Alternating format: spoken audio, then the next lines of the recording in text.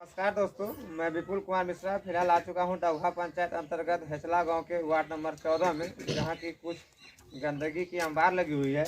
और यही गंदगी को मैं दिखाने का कोशिश करता हूं, क्योंकि हमारे प्रधानमंत्री एक और स्वच्छ भारत का नारा दे रहे हैं कि स्वच्छ भारत स्वस्थ भारत। और आप अगर गंदगी देखेंगे तो शायद आप ही महसूस करेंगे कि हकीकत क्या है और ग्रामीण किस स्थिति में यहाँ के जी रहे हैं। तो यही सब बातों को लेकर मैं यहाँ आया हूँ। आप लगातार बने रहे न्यूज के साथ और इस वीडियो के साथ। तो यहाँ के कुछ दृश्य को मैं दिखाना चाहता हूँ। कैमरामैन से आग्रह है थोड़ा सा आप सामने आए।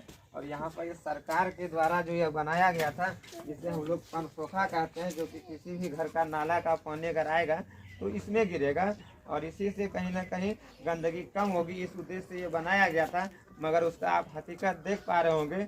ये सरकार के द्वारा पेपर पर हकीकत तो बन ही गया होगा, मगर जनता को इसमें कितना लाभ मिल पा रहा है ये आप अंदाज़ा लगा सकते होंगे।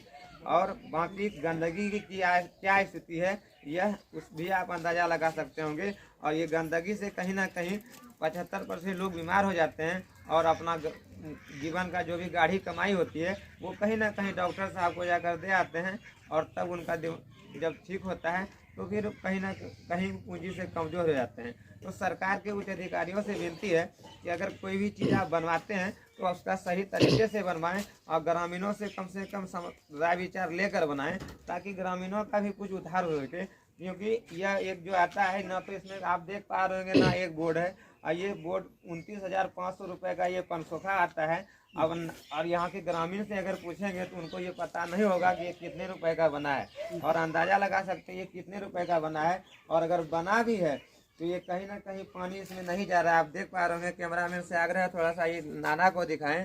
और ये आगे मस्जिद भी है, लोग यहाँ अपना इबादत करने जाते हैं, जुम्मा के दिन नमाज अदा करने जाते हैं।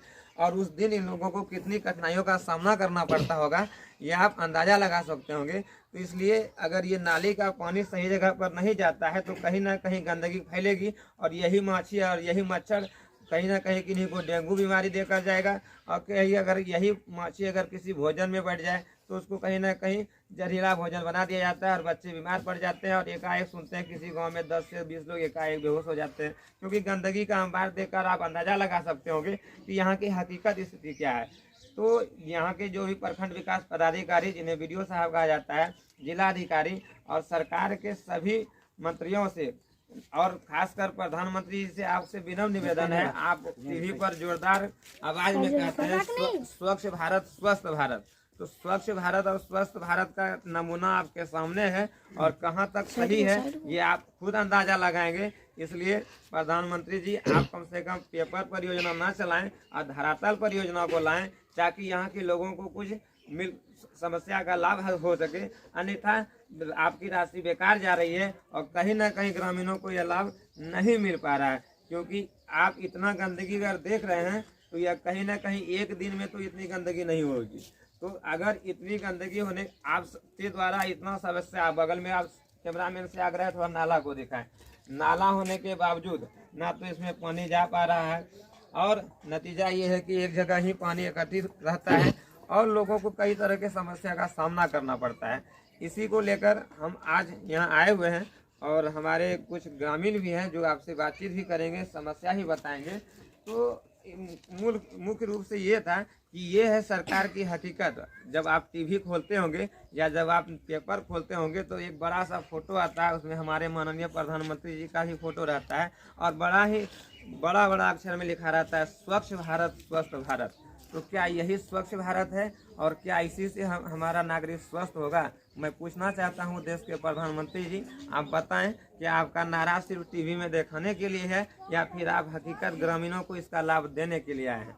तो इन्हीं सब बातों को लेकर हमारे साथ कुछ ग्रामीण हैं, वो अपने बात रखेंगे और इससे कितने कठिनाई का सामना करना पड़ता होगा वो भी रखेंगे। क्योंकि यह गाँव जो है यहाँ पर कहें तो मुस्लिम समाज के लोग हैं और उधर कहें तो कृषक समाज के लोग हैं। तो दोनों के लिए कहीं ना कहीं परेशानी का सबब है, क्योंकि उनका अगर इधर जाना आना होता है तो उनके लिए भी ये गली पार करके कैसे जाएंगे, और ये लोग भी अगर नमाज अदा करने जाते हैं तो कैसे जाएंगे? क्योंकि रास्ते में ही आप देख पा रहे होंगे कि अगर इधर से कोई लोग आ रहे होंगे तो रास्ते में ये बना दिया गया है। और यहाँ पर भी आप नाला देख पा रहे होंगे यहाँ पर भी गंदगी का अंबार लगा है, यहाँ पर भी गंदगी का अंबार लगा हुआ है। और अगर वो घर से पाक होकर भी निकलेंगे तो कहीं ना कहीं वहाँ जाके यहाँ पे आकर न पाक, ये सिस्टम कैसा।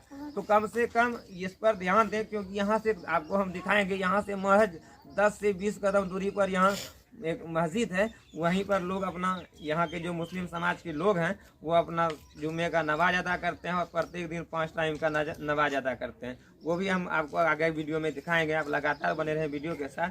बाकी मैं आप आम नागरिक से आपसे पूछना चाहता हूँ कि क्या यही सच्चाई है, और इसी के लिए हम लोग सरकार चुनते हैं, ना तो हम लोगों को सही कोई सुविधा का लाभ मिल पाता है।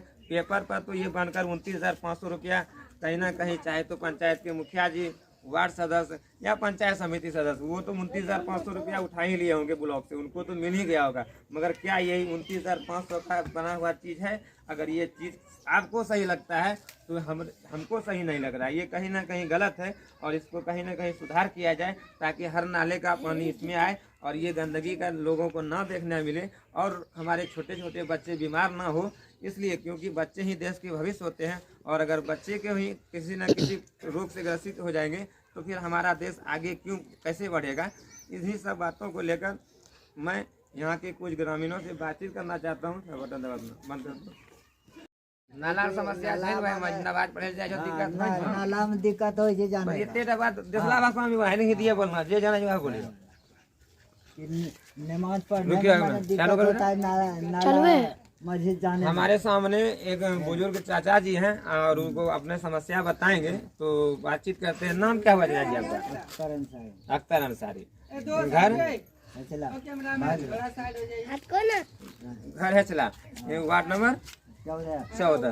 तो ये जो बनाया गया था, ये क्या करके बनाया गया था? ये जो परसोखा बना हुआ था, ये कि माने सूखा रहेगा, गंदगी साफ रहेगा, और अभी बने गंदगी पैदा हो रहा है। तो इसके लिए आप कहीं गए ऊपर, कोई आवेदन आप लोग दिए गाँव वासी में से? कोई नहीं गए हैं कि जानकारी नहीं है हम लोगों को वहाँ तक, इसलिए नहीं गए हैं जी। और कोई पंचायत प्रतिनिधि इस पर कोई संज्ञान लेने आए थे? कोई पंचायत के कोई लोग, मुखिया जी, पंचायत समिति, वार्ड सदस्य, कोई नहीं आया है? कोई नहीं आए थे।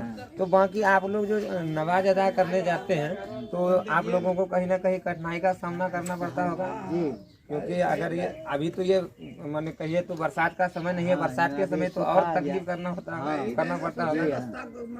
कहीं